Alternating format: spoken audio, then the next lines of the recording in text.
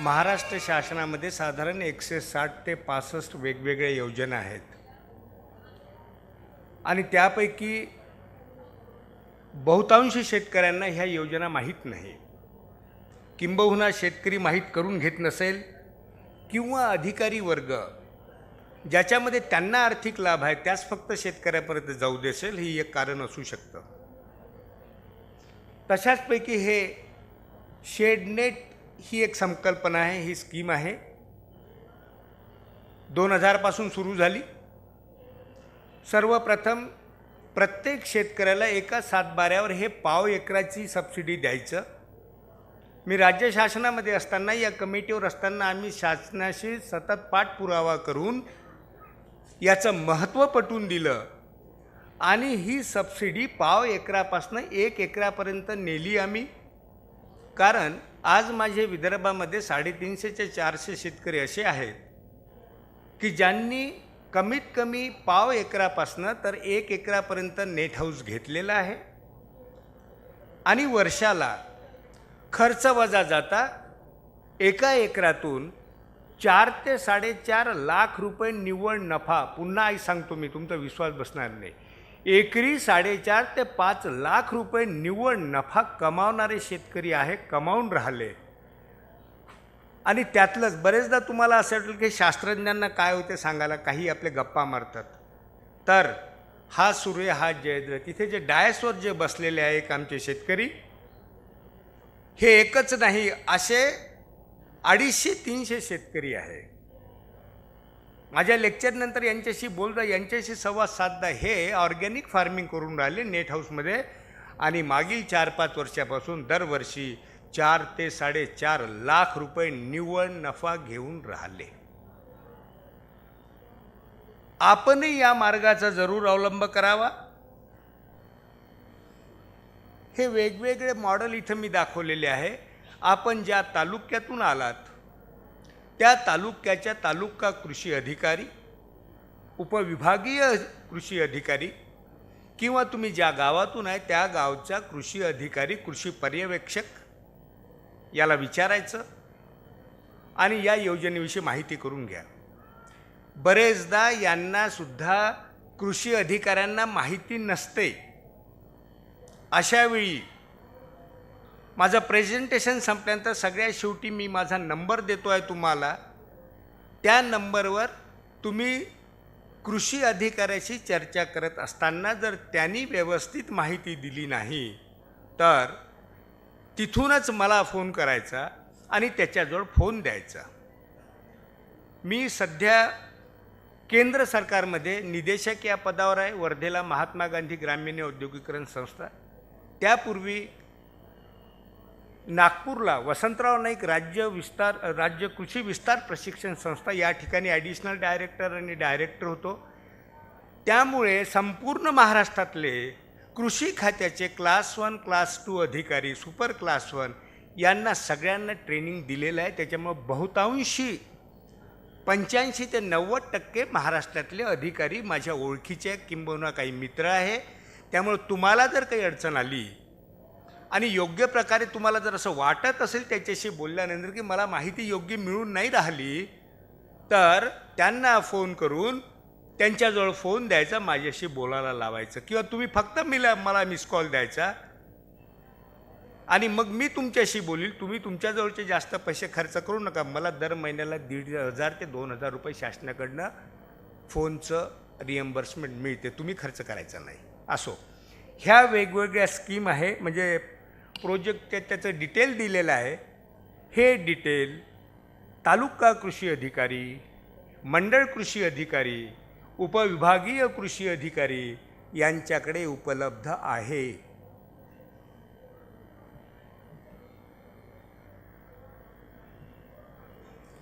आता शेडनेट म्हटल्यानंतर हे बघा शेतकरी भाऊ, तुम्हाला विनंती करतो, रस्त्यात गर्दी करू नका, उभे राहू नका. एक तर आतमध्ये बसा, पटत नसेल तर बाहेर चालले जा.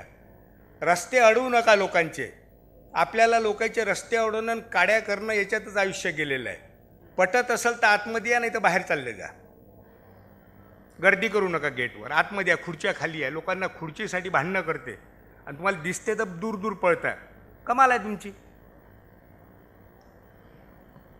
शासनाची जी हे नेट हाऊसची स्कीम आहे, याच्यामध्ये लाकडाचं सुद्धा बांधता येते, बांबूचं सुद्धा बांधता येते, लोखंडाचं सुद्धा बांधता येते आणि गॅल्वनाईजचं. बांबूचं किंवा लाकडाचं जर बांधलं तर 5 ते 6 वर्षाच्या वर त्याचं लाईफ नाही आहे आणि साधारण 50 ते 60 रुपये प्रति चौरस मीटर खर्च आहे. लोखंडाचं जर बांधलं तर साधारण 200 ते 250 रुपये प्रति चौरस मीटर खर्च आहे आणि गॅल्वनाईजचं जर बांधलं तर 280 ते 300 रुपये प्रति चौरस मीटर. तुम्ही लोखंडाचं जर बांधलं तर 20 ते 25 वर्ष त्याचं लाईफ आहे आणि गॅल्वनाईजचं बांधलं तर 25पेक्षा जास्त. बऱ्याचशा माझ्या शेतकऱ्यांनी ज्यांच्याकडे बांबू होते, लाकूड होतं, लाकूड फाटक काही लोकांनी निलगिरीचे बांधले, 2-4 वर्षात पैसे वसूल झाले आणि हळूहळू जेव्हा त्यांना पटलं का हे टेक्नॉलॉजी चांगली आहे, याच्यामध्ये पैसे मिळतं आहे, म्हणून मग ते निलगिरीच्या लाकडावरून नंतर लोखंडाच्या सांगाड्यावर आले, लोखंडाकडून गॅल्वनाईजकडे गेले.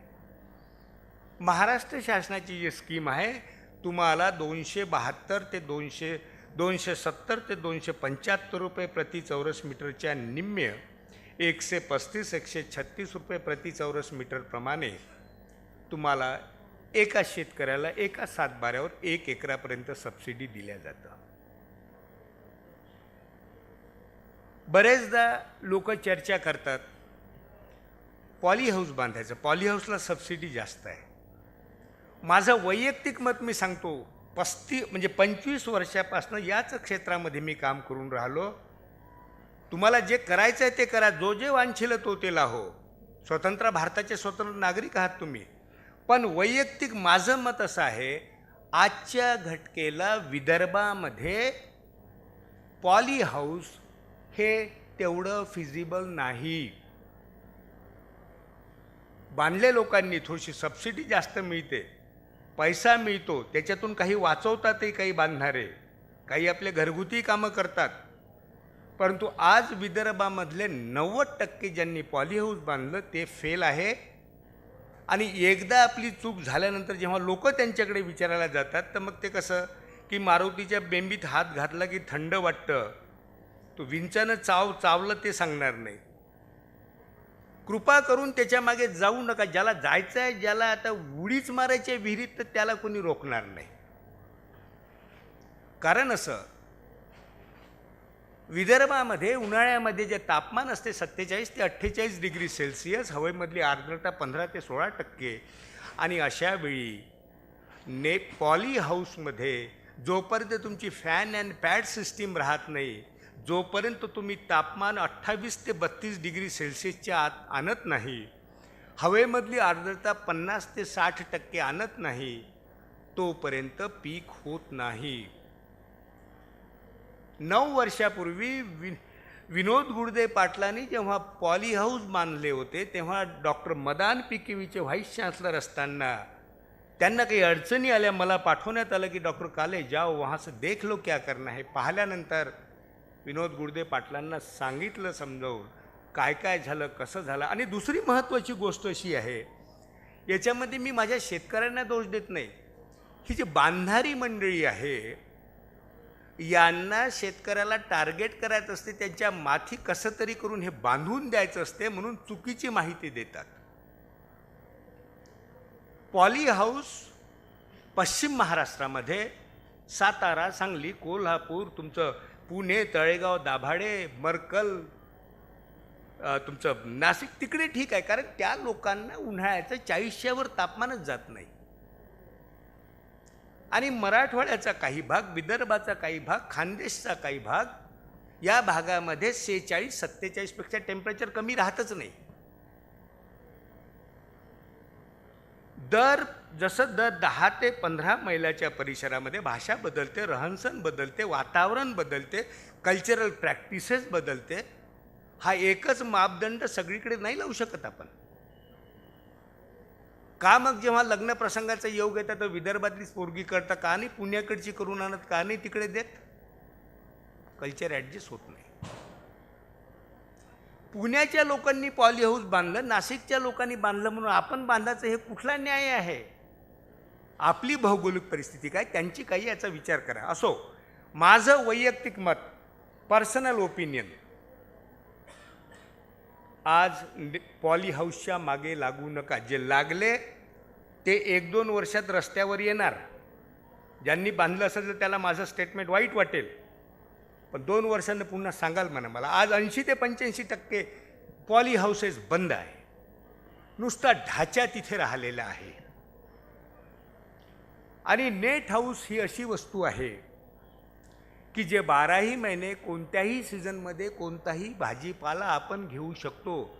शालिग्रामजी त्यांच्या भाषणात सांगेलच. ह्या वेगवेगळ्या डिझाईन आहे.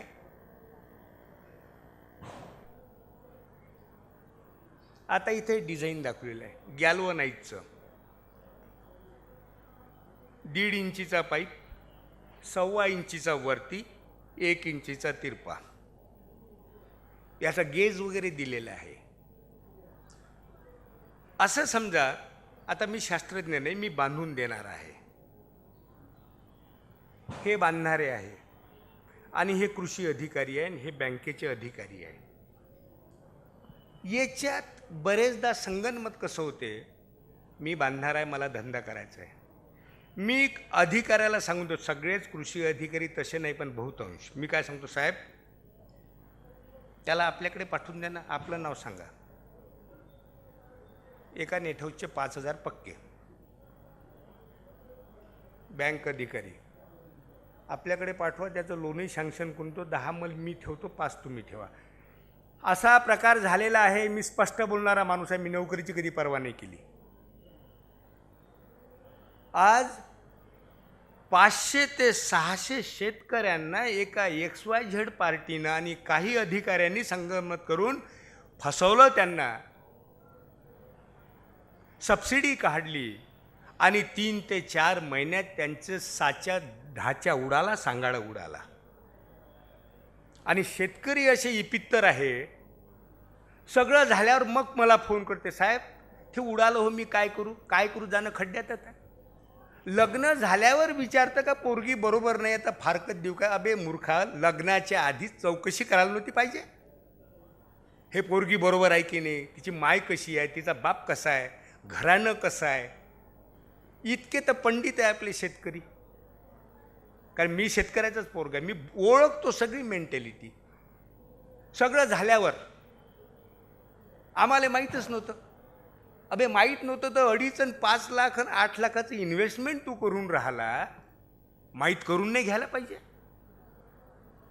असो, अशा भानगडी होतात. याच्यापासून बचवून राहा. हा जो ढाचा आहे, आता याच्यामध्ये मी बांधणारा समजून मी बदमाशी कशी करतो, तुम्हाला कसं फसवतो. हे जे गॅल्वनाइटचे जे पाईप आहे उभे, याच्यातले अर्धे पाईप मी गॅल्वनाइटचे वापरतो आणि अर्धे लोखंडाचे वापरून त्याला प्रायमर लावून त्याला ॲल्युमिनियम पेंट मारून देतो. वरचे सुद्धा 1 इंचाचे पाईपचं तसंच करतो. हे मी का करतो, याला काही प्रमाणात शेतकरी सुद्धा मला साथ देतात. कसं, समजा 8 लाखाचं 1 एकराचं होते, 4 लाख शासनाची सबसिडी, 25% शेतकऱ्याला भरावं लागते, 75% बँक लोन देते, 2 लाख याला भरायचे, 6 लाख बँकेने कर्ज दिलं, 8 लाखात तयार होते. तो समोरचा 6 लाखातच करून देते हे 8 लाखाचं. म्हणजे शेतकऱ्याला 1 पैसे द्यायचं काम नाही पडलं. तो 2 लाख कसे कातर करते, कुठे वाचवते? अर्धे लोखंडाचे पाईप, अर्धे गॅल्वनाइटचे पाईप. तुम्ही कशात खुश? आपल्या खिशाला चोट नाही लागली, बँकेच्या परभारीत झालं, उडेना सालं 6 महिन्यानं. तुमचं सुद्धा चुकते या ठिकाणी. Don't sacrifice for the cause. हसू नको भल्या माणसा, असं झालेलं आहे विदर्भात. लोक लंबी झाले, शेतकरी आत्महत्या करून राहिले. कधी कधी त्याच्या डोक्याला आपलं डोकं लागत नाही. किती वेळा सांगितलं, पटत नाही, असं वाटतं आपणच बसून एखाद्या दिवशी आत्महत्या करावं. इतके जोरदार आहे आपले भाऊबंद. असो, या ठिकाणी तुमची फसवणूक होते. आता गॅल्वनाइजचं म्हटल्यानंतर गॅल्वनाइजवर वेल्डिंग होत नाही. तिथे जे नट बोल्ट लावले जाते हे क्रोमियम किंवा निकेल प्लेटेड, हा बाजारातले भंगारमधले 40 रुपये किलो 50 रुपये किलोचे नट बोल्ट आणते. हे असतात 250-300 रुपये किलो. पाईप जो 3x3x4 mm चा वापरायचा तर 2.5x2.5-3 mm चा, तिथं प्रत्येक ठिकाणी कातर उंदरासारखं सुरू असते त्याचं. आणि आपण जे म्हणतो थेंबे थेंबे तळे साचे, बरोबर प्रत्येक ॲटममध्ये बदमाशी करून तो आपलं पोट भरते जे भरायचं ते. हे शेडनेटचं डिटेलबद्दल मी जाणार नाही. फाउंडेशन कसं असावं, काय असावं, किती असावं, याचं सगळं डिटेल आहे. तुम्ही हे नोट केलेलं आहे ना इथे, ओ भाऊ, कॉपी केली ना? याच्यातलं उद्या चालून किंवा कार्यक्रम झाला, ज्याला कोणाला पेनड्राईव्हमध्ये न्यायचं असेल, ज्याची इच्छा असेल त्यांनी घेऊन जा. कारण सगळेच जण ओवा खात नाही. ज्याचं पोट दुखते तो ओवा खाते. ज्याला करायचं असेल, अशी इच्छा असेल, त्यांनी एक तर माझ्याशी संपर्क करजा किंवा यांच्याकडे हे जे मी दाखवून राहिलो हे सगळं तिथं ठेवलेलं आहे. 7-8 वर्षापूर्वी जेव्हा बाजारामध्ये नेट यायची तेव्हा 10 फूट म्हणजे 3 मीटर एकाच कलरची यायची. आम्ही जेव्हा विद्यापीठामध्ये असताना वेगवेगळे एक्सपेरिमेंट केले, प्रयोग घेतले, असं लक्षात आलं की या पांढऱ्या पट्ट्याच्या खाली जेव्हा लावलं तेव्हा उत्पन्नसुद्धा कमी आलं. झाडामध्ये फोटोसिंथसिस चांगलं होत नव्हतं, हिरवे कंचपणा नव्हता, फुलाची गळ होती. आणि म्हणून मग नागपूरला वनामतीमध्ये असताना 2008-9 मध्ये भारतातले ह्या नेट हाऊस बनवणाऱ्या कंपन्या बोलावल्या आणि त्यांना सांगितलं की 10 फूट एकसारखा कलर घेण्यापेक्षा तुम्ही 2.5 फुटाचे 4 पट्टे टाका. त्यांनी केले ते. मगाच बोललो मी, गॅल्वनाइजचं सुद्धा करता येते, लोखंडाचं सुद्धा करता येते. लोखंडाचं करत असताना त्याला खाली होलपास प्लेट वगैरे लावणं बरोबर आहे. लोखंडाचं करायचं असेल तर 1.5 इंच डायमीटरचा 2.03 mm चा म्हणजे ज्या 20 फुटाच्या पाईपचं वजन बाजारामध्ये 18 ते 19 किलोचा आहे तो पाईप वापरा. बांधणारे माझ्यासारखे तुमच्याशी कशी बदमाशी करतात, डायमीटर तेवढंच आहे, थिकनेस कमी आहे, 12 किलोचा पाईप आहे. म्हणजे एका पाईपवर मी 6 किलो वाचवले. आज लोखंड आहे 45 ते 50 रुपये, म्हणजे 5 300 रुपये एका पाईपचे वाचवले. का वाचवले? कारण तुमचं म्हणणं आहे की साहेब एवढ्यातच बसून द्या. तो म्हणजे देतो ना बसून. 4 महिन्यात उलंगवडी होईना उडेना, आपल्याला काय देणं घेणं. आपल्याजवळचा पैसा नाही लागला पाहिजे. हे जे तुम्हाला वेगवेगळ्या शासनाच्या ज्या एजन्सीच्या स्कीम येऊन राहिल्या याच्यामुळे तुम्हाला जे आज दुबळं बनवलं, तुमच्या हाती कुबड्या दिल्या, का सबसिडीची अपेक्षा करताय? जवळचे 10% नाही टाकतात. अरे खिशाले झळ पोचल्याशिवाय तुम्हाला महत्त्व कळणार नाही. Don't depend on the government all the time. थोडंसं खिशाला चोट लागू द्या, म्हणजे असं वाटेल की बा माझे सुद्धा पैसे गेलेले आहेत त्याच्यामध्ये. आणि अशा याच्यात तो बदमाशी करतो बांधणारा. बेस प्लेट जी आहे 10 ते 12 mm ची पाहिजे, 6 mm ची वापरते.